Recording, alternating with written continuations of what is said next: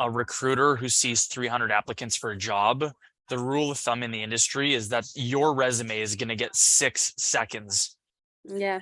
of how long someone will look at it and determine whether or not you're a fit. Now, I've got your resume pulled up on like my other screen here, Mhm. and like I think your resume looks really good.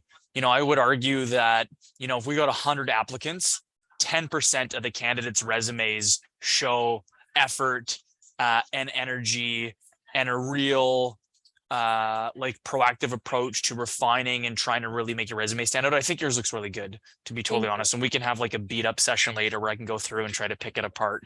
Mhm. Um, so I think that's a piece that, would help you for sure. I think that if again you're in that pool of 300 candidates, the question is how do you not only get your resume to stand out, but how do you stand out as like a job seeker? Most companies these days don't expect or even ask for a cover letter. And I think the old generic cover letters like aren't going to help anybody, where there's a lot of like, I'm an effective communicator and I'm really like motivated. Well, anybody can say that stuff. I think the stuff for me that like really stands out and resonates is you've just gone through this like introspection. You've gone through this like revisitation of where your like strengths lie, what your education is.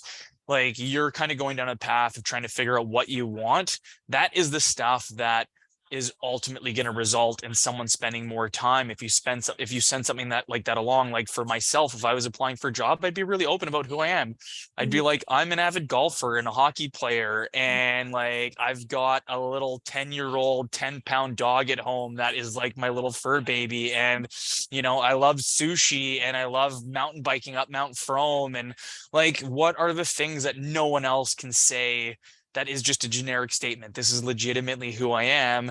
Mhm. You don't have to say all that stuff that's unrelated to the job. But again, if you're, trying to get your feet into the PR and media and digital marketing space, and like, you're a born and raised Vancouverite who eats up like the Vancouver lifestyle and do these things and have these passions and interests, like, Mhm. why is that important? Because the reason that you will stay long term at a company, which is what the company wants, is because like you personally align in the same way that they do, right? Yeah. And like if they're a company that's full of yogis and they've all got dogs and they go for sushi on Fridays, and you say like, I go to yoga twice a week without knowing, and I've got my dog or I got a cat or whatever, and this is what I want to do, and they go, wow, this is like amazing.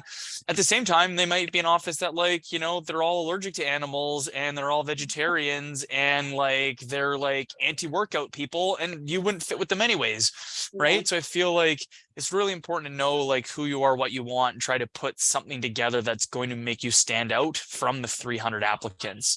And how to Totally. do that, like again, it's really hard for someone like yourself who's in PR and media. Writing something like that might be a lot easier than someone who's in a completely different field, like an accountant or something like that, or even someone like myself. I just don't have that like expression and that like creativeness, and it's hard for me to put stuff like that together. But that Mhm. authenticity of like, why are you applying for this company? What about the company led you here? Was it that you saw 100 jobs today and this isn't the number 99th that you've applied for?